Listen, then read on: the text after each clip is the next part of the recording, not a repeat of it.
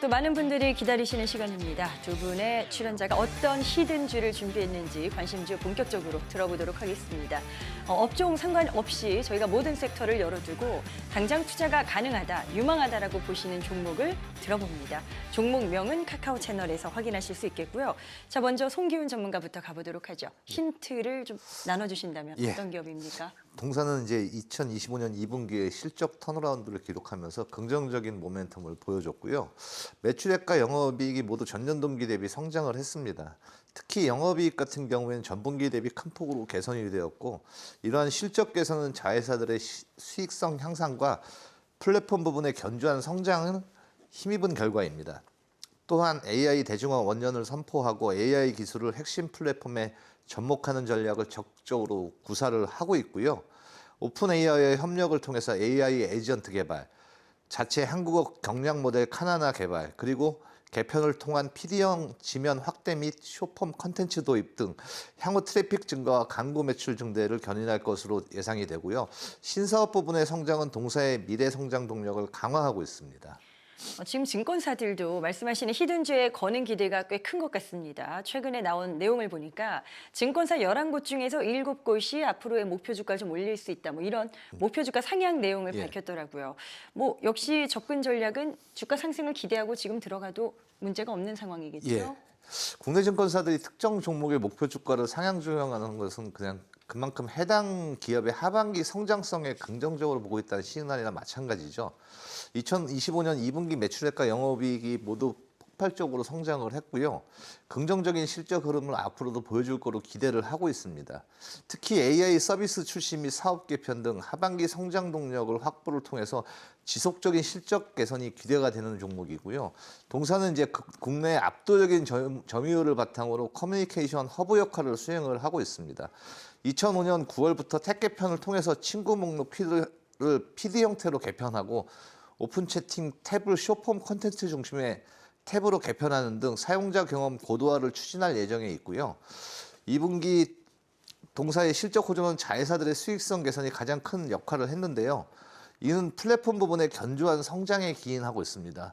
특히 비즈 광고의 꾸준한 성장과 이 자회사의 흑자 전환은 앞으로도 굉장히 긍정적인 요소로 작용을 하고 있습니다. 하반기 플랫폼 개편을 통해서 트래픽 증가와 AI 서비스 출시가 실적 개선을 더욱 가속할 것으로 전망이 되고 있고요. 플랫폼의 PD형 지면 도입은 새로운 수익원 창출로 이어질 수 있으며 AI 서비스의 장기적인 성장 동력의 확보를 기여할 것으로 기대가 되고 있습니다. 접근 전략은 6만 원 전후 매수하여서 9만 원까지 끌고 가는 전략을 제시하고요. 손절가는 5만 원을 제시해 드립니다. 알겠습니다. 자, 송기훈 전문가의 히든주, 관심주는 저희가 카카오 채널에서 공개합니다. 필살기 고수 외전을 검색해서 친구 추가하시면 정보 확인 가능하겠습니다. 이제는 또 왕정일 교수의 히든주가 준비되어 있는데요. 어떤 기업인지 힌트 좀 한번 나눠주실까요? 네.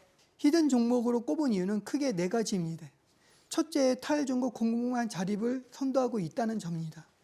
구형, 의견, 양극재, 음극재까지 내재화 라인을 직접 확보하면서 중국 의존도가 높은 글로벌 배터리 공급망 속에 K배터리 자립의 핵심 플레이어로 부각하고 있습니다. 둘째, 안정적인 성장 기반입니다.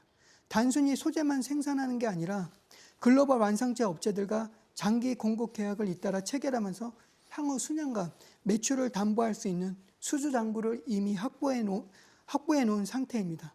셋째, 원가 경쟁력입니다. 그룹 차원에서 니켈, 리튬 같은 핵심 원재료를 직접 조달할 수 있기 때문에 단순히 양극재 기술만 보유하는 경쟁사들보다 밸류체인 전반에서 경쟁 우위를 확보하고 있습니다. 즉, 강산에서 배터리 소재까지 이어지는 수직 계열화라는 큰 그림이 있는 거죠. 마지막으로 정책 모멘텀입니다. 정부가 K배터리 육성 정책을 적극 추진하고 있는 상황에서 친환경 전환, 전기차 확대, 그리고 에너지 안보까지 맞물리면서 중장기 성장 모멘텀이 분명히 자리 잡고 있습니다. 결국 종합해보면 단순한 이렇게 소재 기업이 아니라 한국 배터리 산업의 전략적인 핵심 기업으로 자리매김하고 있다면 보시면 됩니다. 네. 지금 말씀하신 히든주가 제가 보니까 구형 흑연 사업에 본격적으로 뛰어들면서 탈중국화를 하겠다. 이렇게 지금 뭐 선포한 상태인데 제가 알기로는 중국 의존도만 90% 이상이 높거든요. 그런 걸 이렇게 좀 자체 개발로 돌릴 수가 있는지 가능한 상황일까요? 어떻게 보십니까? 예, 전 세계 구형 흑연 공급의 90% 이상을 중국이 장악하고 있습니다. 그만큼 구형 흑연은 2차 전기 음극재의 핵심 원료인데 중국 의존도가 지나치게 높다 보니 항상 지정학적 리스크가 부담으로 작용하고 있습니다. 실제로 미국과 유럽은 이미 탈중국 기조를 강화하면서 흑연을 핵심 전략 강물로 지정하기도 했습니다. 바로 이 지정학적 히든 종목인 행보가 이 종목의 행보가 의미가 크다는 것입니다. 단순히 신사업을 시작하는 게 아니라 국내에서 구형 흑연을 직접 생산해서 음극재 공급망을 한국에 구축하겠다는 전략을 세운 것입니다. 만약 이 체제가 본격 가동되면 국내 배터리 업체들의 안정적인 원자로 조달이 가능해지고 동시에 중국 리스크에 대한 의존도를 획기적으로 줄일 수 있습니다. 또 하나의 중요한 포인트는 비용 경쟁력입니다.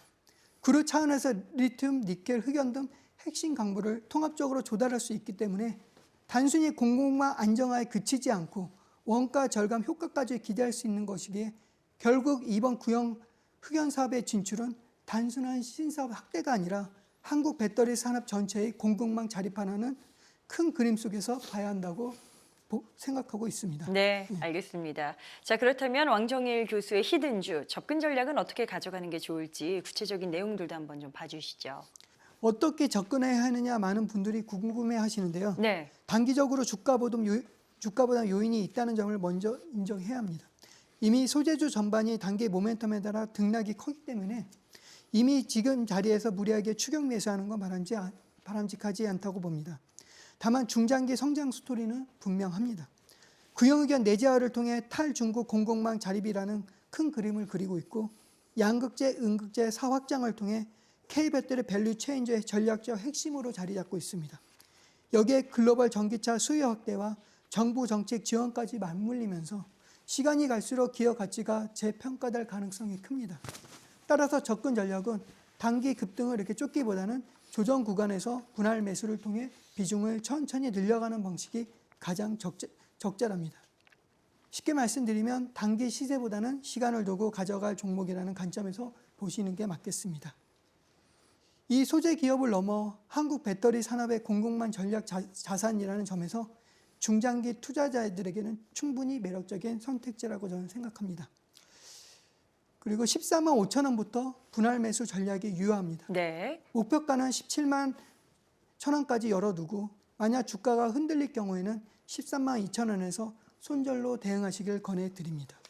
네, 알겠습니다. 왕정일 교수의 히든주까지 전략 세워봤습니다. 추가적인 내용들 궁금하시다면 카카오 채널 필살기 고수 외전을 검색해서 친구 추가하시면 되겠습니다.